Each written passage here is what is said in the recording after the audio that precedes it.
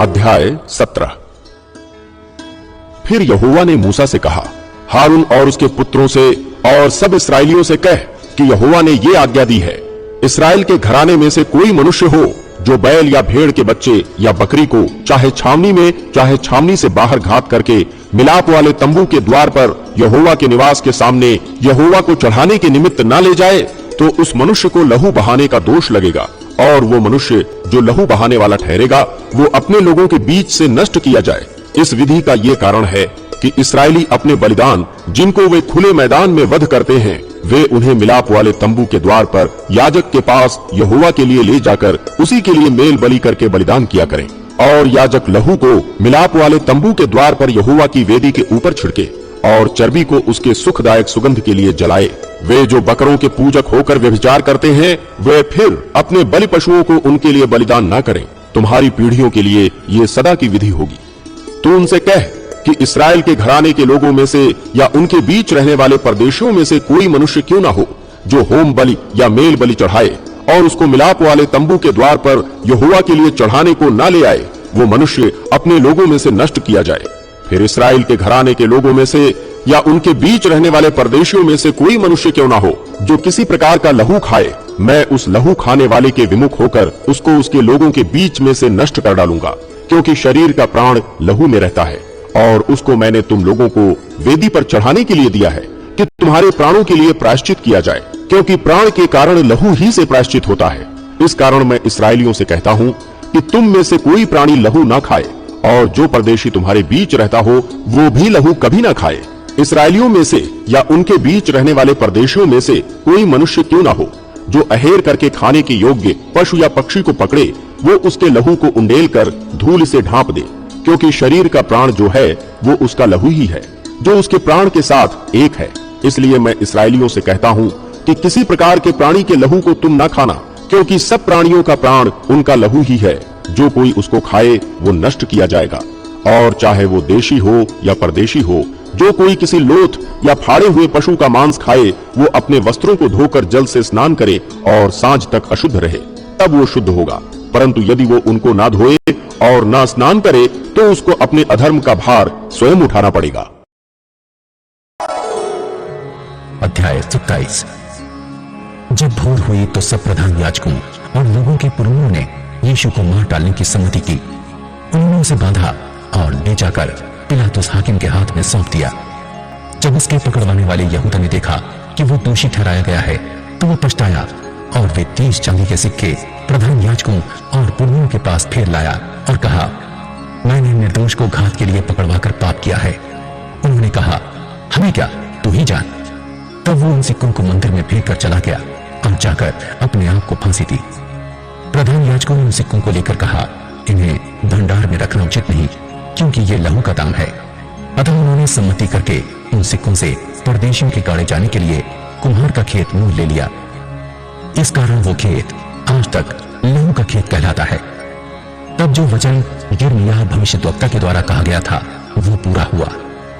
उन्होंने वे 30 सिक्के अर्थात उस ठहराए हुए मूल्य को जिसे इस्राएल की संतान में से कितनों ने ठहराया था ले लिया, और जैसे प्रभु ने मुझे आज्ञा दी थी वैसे ही उन्हें कुम्हार के खेत के मूल्य में दे दिया। जब यीशु हाकिम के सामने खड़ा था तो हाकिम ने उससे पूछा, क्या तू यहूदियों का राजा है? यीशु ने उससे कहा, तो आप ही कह रहा है। जब प्रधान याजक और पुरनिये उस पर दोष लगा रहे थे तो उसने कुछ उत्तर नहीं दिया। इस पर पिलातुस ने उससे कहा, क्या तू नहीं सुनता कि ये तेरे विरोध में कितनी गवाहियां दे रहे हैं? परंतु उसने उसको एक बात का भी उत्तर नहीं दिया, यहां तक कि हाकिम को बड़ा आश्चर्य हुआ। हाकिम की ये रीति थी कि उस पुरनिये लोगों के लिए किसी एक बंदी को जिसे वे चाहते थे छोड़ देता था। उस समय उनके यहाँ बरअब्बा नामक एक मारा हुआ बंदी था। अतः जब वे इकट्ठा हुए तो पिलातुस ने उनसे कहा, तुम किसको चाहते हो कि मैं तुम्हारे लिए छोड़ दूं, बरअब्बा को या यीशु को जो मसीह कहलाता है? क्योंकि वो जानता था कि उन्होंने उसे डांस से पकड़वाया है। जब वो न्याय की गद्दी पर बैठा हुआ था तो उसकी पत्नी ने उसे कहला भेजा, तू उस धर्मी के मामले में हाथ न डालना, क्योंकि आज स्वप्न में मैंने उसके कारण बहुत दुख उठाया है। प्रधान याजकों और पुरनियों ने लोगों को भरा कि वे बरअब्बा को मांग ले और यीशु पर नाश कराएं। हाकिम ने उनसे पूछा, इन दोनों में से किसको चाहते हो कि मैं तुम्हारे लिए छोड़ दूं? उन्होंने कहा, बरअब्बा को। पिलातुस ने उनसे पूछा, फिर यीशु को जो मसीह कहलाता है क्या करूं? सबने उनसे कहा, वो क्रूस पर चढ़ाया जाए। हाकिम ने कहा, क्यों? उसने क्या बुराई की है? परंतु वे और भी चिल्ला चिल्ला कर कहने लगे, वो क्रूस पर चढ़ाया जाए। जब पिलातुस ने देखा कि कुछ बन नहीं पड़ता परंतु इसके विपरीत उल्लेख बढ़ता जाता है, तो उसने पानी लेकर भीड़ के सामने अपने हाथ धोए और कहा, मैं इस धर्मी के लहू से निर्दोष हूं, तुम ही जानो। सब लोगों ने उत्तर दिया, इसका लहू हम पर और हमारी संतान पर हो। इस पर उसने बरअब्बा को उनके लिए छोड़ दिया और यीशु को कोड़े लगवाकर सौंप दिया कि क्रूस पर चढ़ाया जाए। तब हाकिम के सिपाहियों ने यीशु को किले में ले जाकर सारी पलटन उसके चारों ओर इकट्ठी की और उसके कपड़े उतारकर उसे लाल रंग का बागा पहनाया और कांटों का मुकुट गूंथकर उसके सिर पर रखा और उसके दाहिने हाथ में सरकंडा दिया और उसके आगे घुटने टेक कर उसे ठट्टों में उड़ाने लगे और कहा, हे यहूदियों के राजा, नमस्कार, और उस पर थूका और वही सरकंडा लेकर उसके सिर पर मारने लगे। जब वे उसका ठट्टा कर चुके तो वो बागा उस पर से उतारकर फिर उसी के कपड़े उसे पहनाए और क्रूस पर चढ़ाने के लिए ले चले। बाहर जाते हुए उन्हें शमून नामक एक कुरैनी मनुष्य मिला। उन्होंने उसे बेकार में पकड़ा कि उसका क्रूस उठाकर ले चले उस स्थान पर जो गुलगुता अर्थात खोपड़ी का स्थान कहलाता है। पहुंचकर उन्होंने पित्त मिलाया हुआ दाखरस उसे पीने को दिया, परंतु उसने चक्कर पीना न चाहा। तब उन्होंने उसे क्रूस पर चढ़ाया और चिट्ठी में डालकर उसके कपड़े बांट लिए और वहां बैठकर उसका पहरा देने लगे और उसका दोष पत्र उसके सिर के ऊपर लगाया कि ये यहूदियों का राजा यीशु है। तब उसके साथ दो डाकू, एक दाहिनी ओर एक बाएं, क्रूसों पर चढ़ाए गए।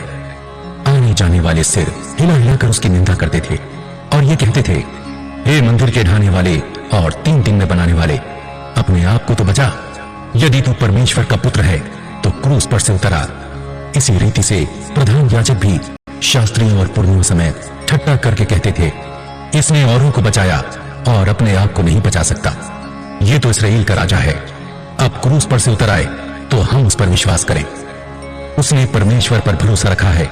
यदि वो इसको चाहता है तो अब इसे छुड़ा ले, क्योंकि इसने कहा था, मैं परमेश्वर का पुत्र हूं। इसी प्रकार डाकू भी जो उसके साथ क्रूसों पर चढ़ाए गए थे उसकी निंदा करते थे।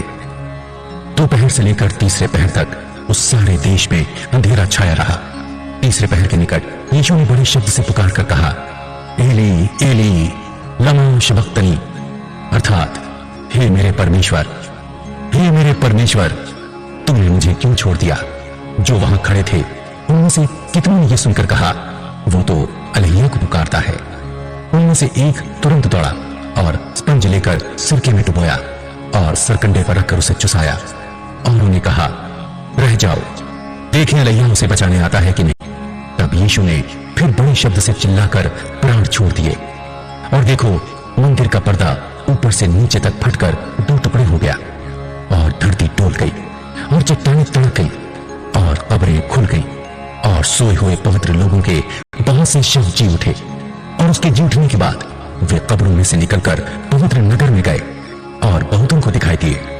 तब सूबेदार और जो उसके साथ यीशु का पहरा दे रहे थे भूकंप और जो कुछ हुआ था उसे देखकर अत्यंत डर गए और कहा, सचमुच ये परमेश्वर का पुत्र था।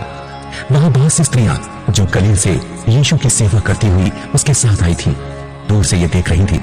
उनमें मरियम मगदलीनी और याकूब और यूसेस की माता मरियम और जब्दी के पुत्रों की माता थी। जब सांझ हुई तो यूसुफ नामक अरिमतिया का एक धनी मनुष्य जो आप ही यीशु का चेला था आया। उसने पिलातुस के पास जाकर यीशु का शव मांगा। इस पर पिलातुस ने दे देने की आज्ञा दी।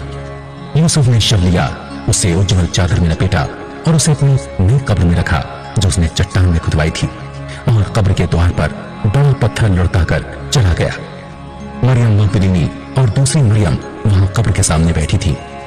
दूसरे दिन जो तैयारी के दिन के बाद का दिन था, प्रधान याजकों और फरीसियों ने पिलातुस के पास इकट्ठे होकर कहा, हे महाराज, हमें स्मरण है कि उस भरमाने वाले ने जब वो जीवित था कहा था, मैं 3 दिन के बाद जी उठूंगा। अतः आज्ञा दे कि तीसरे दिन तक कब्र की रखवाली की जाए, ऐसा ना हो तो उसके चेले आकर उसे चुरा ले जाएं और लोगों से कहने लगे, वो मरे हुओं में से जी उठा है। तब पिछला धोखा पहले से भी बुरा होगा। पिलातुस ने उनसे कहा, तुम्हारे पास पहरुए तो हैं, जाओ अपनी समझ के अनुसार रखवाली करो। अतः वे पहरुओं को साथ लेकर गए और पत्थर पर मोहर लगाकर कब्र की रखवाली की।